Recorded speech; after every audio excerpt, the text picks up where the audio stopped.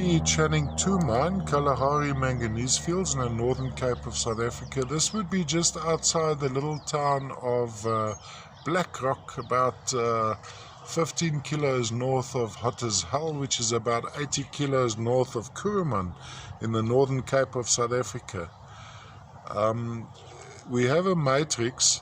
Now this particular section, the matrix was often, there was a fine dusting of hematite on this matrix.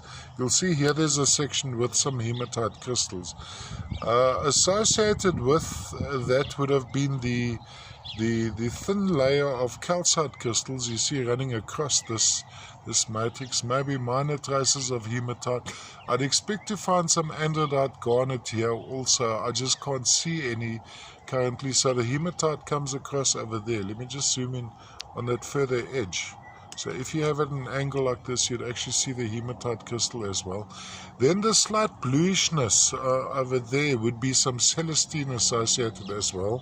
Quite typical to this, pretty typical to this particular deposit.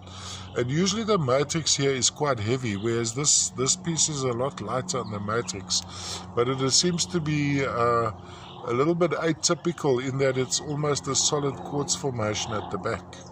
And then you have the more typical for that particular deposit over here, where you have the hematites most likely under close magnification, dusted by some druzy quartzes.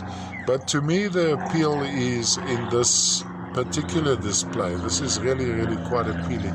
This crust of calcite